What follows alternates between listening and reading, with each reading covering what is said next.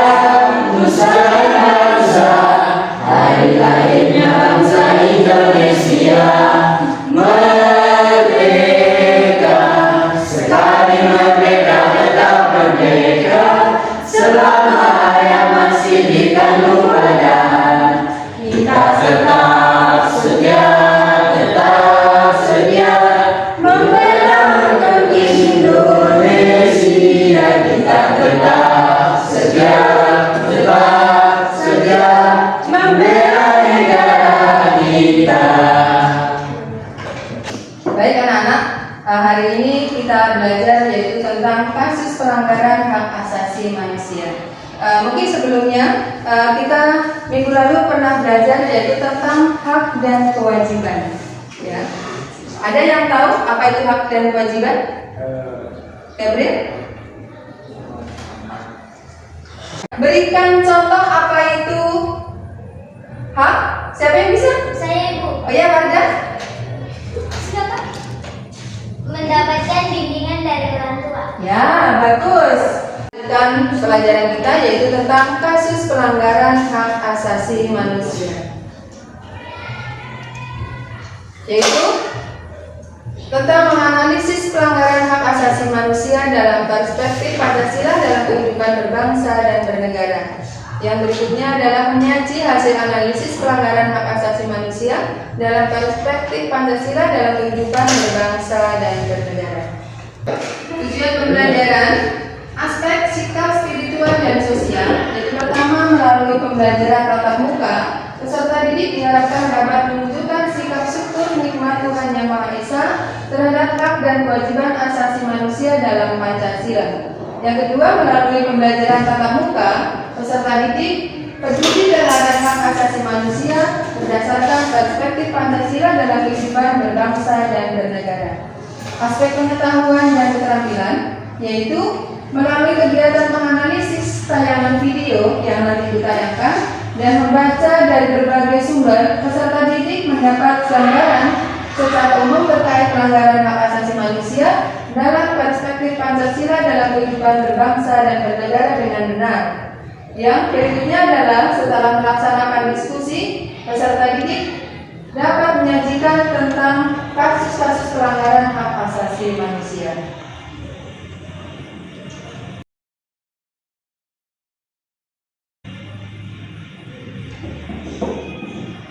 Berikutnya adalah pelanggaran hak asasi manusia di Indonesia. Penyebab pelanggaran, yaitu terdiri dari dua faktor, yaitu faktor internal dan faktor eksternal. Faktor internal yaitu sikap egois, kedua tingkat kesadaran, dan ketiga sikap tidak toleran. Yang berikutnya adalah faktor eksternal, yaitu meliputi ketidaktegasan aparat penegak hukum, Kedua, penyalahgunaan kekuasaan. Ketiga, kesenjangan sosial dan ekonomi.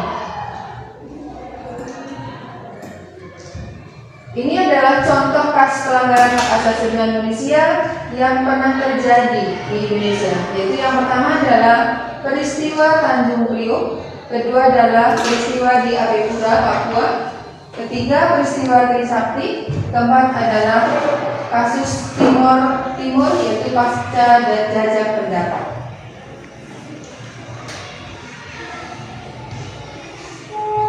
Yang berikutnya adalah akibat pelanggaran hak asasi manusia. Yang pertama adalah menciptakan diskriminasi dan ketidakadilan. Kedua, adanya rasa dendam dan kebencian antar sesama. Ketiga, merendahkan harkat, derajat, dan martabat manusia. Keempat, menciptakan kekerasan dan konflik antar sesama. Kelima, menimbulkan penderitaan serta tersiksa lahir dan batin pada diri korban. Ya, ini adalah tentang akibat dari pelanggaran hak asasi manusia. Mari kita lihat video. Baik, kita kasih video. Kalian perhatikan kasus-kasus pelanggaran HAM yang pernah terjadi.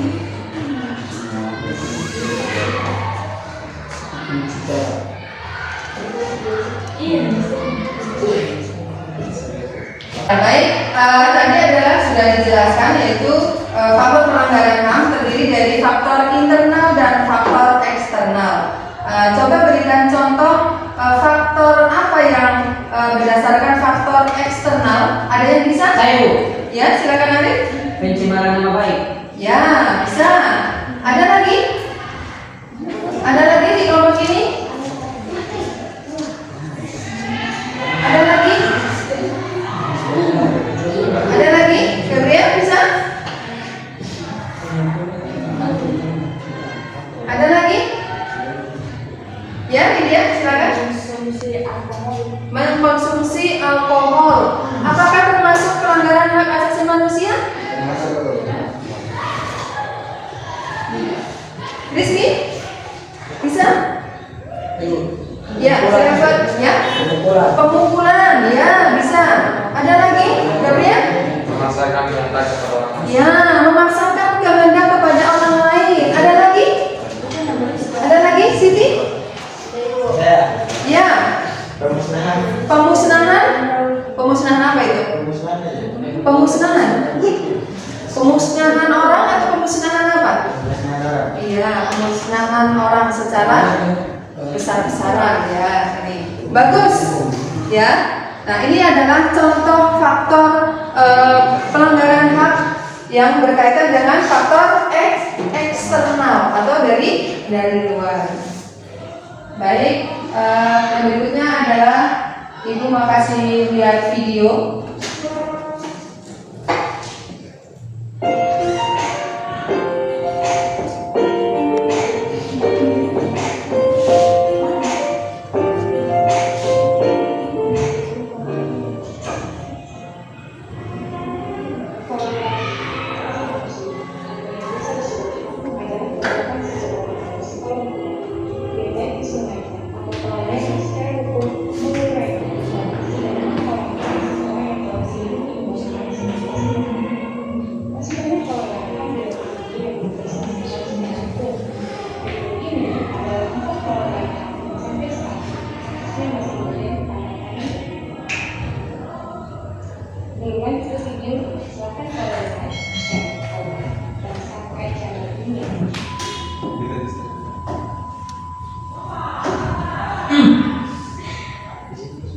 Satu, tragedi Trisakti. Kami sebenarnya sudah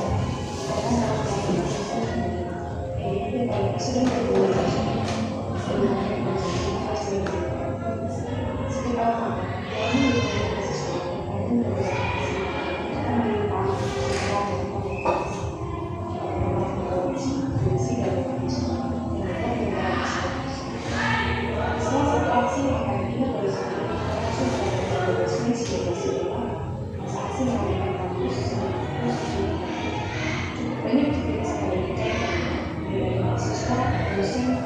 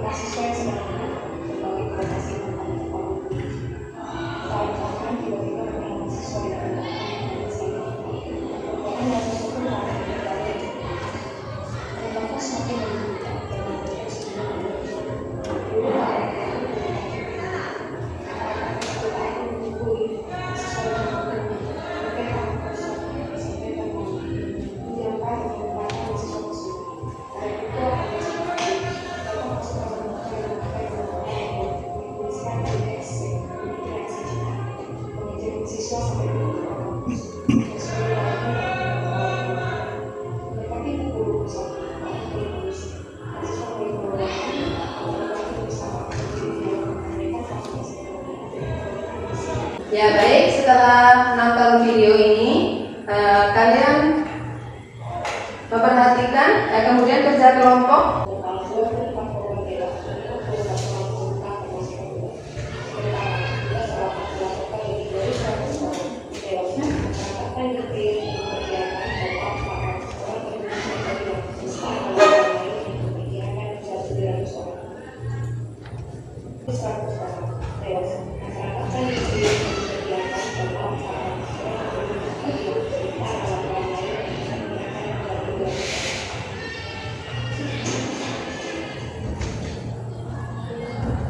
Baik anak-anak, setelah memperhatikan video tayangan tadi, kalian kerja kelompok, yaitu tugas kelompoknya adalah faktor eksternal, yaitu faktor yang di luar diri manusia yang mendorong seseorang atau sekelompok orang melakukan pelanggaran HAM. Nah, dengan demikian kalian kerja kelompok, yaitu sebutkan dan berikan alasannya, ya, kenapa terjadi faktor eksternal tadi. Silakan yang masing-masing dikerjakan per kelompok.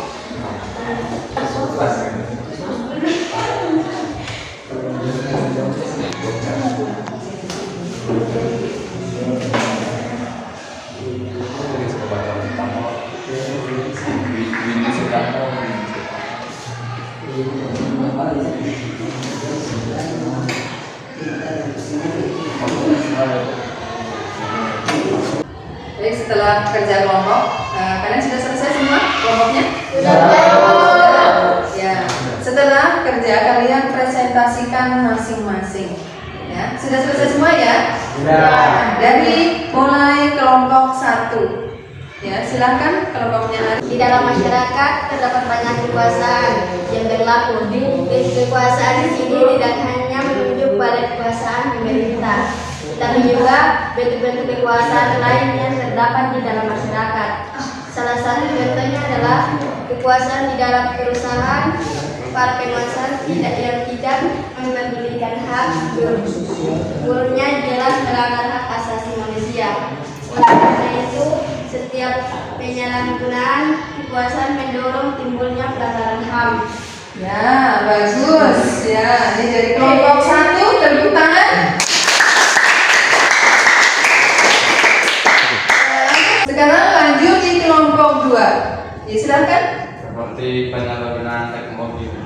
Ya, baik, bisa. Kemampuan teknologi dapat memberikan pengaruh yang positif, tapi bisa juga memberikan pengaruh negatif. Ya. Bukan dapat, bahkan dapat memicu timbulnya kejahatan. Tentunya pernah mendengar terjadinya kasus penculikan yang berawal dari pertemanan dalam jaringan sosial. Kasus tersebut menjadi bukti apabila kemajuan teknologi tidak dimanfaatkan untuk hal-hal yang sesuai aturan. Tentu saja akan menjadi penyebab timbulnya pelanggaran HAM. Iya, ya, bagus ya. Bagus sekali. Tangan berkelompok. Sekarang giliran kelompok 3 untuk mempresentasikan hasil kerja kelompoknya. Silakan.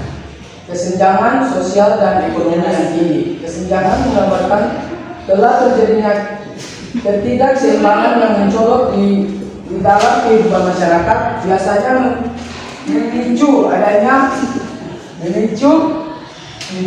memicunya adalah perbedaan tingkat kekayaan atau jabatan yang dimiliki. Apabila hal tersebut dibiarkan, maka akan menimbulkan terjadinya pelanggaran HAM, misalnya perbudakan, pelecehan, perampokan, bahkan bisa saja terjadi pembunuhan. Mungkin saya. Oh iya, terima kasih kelompok 3, tepuk tangan.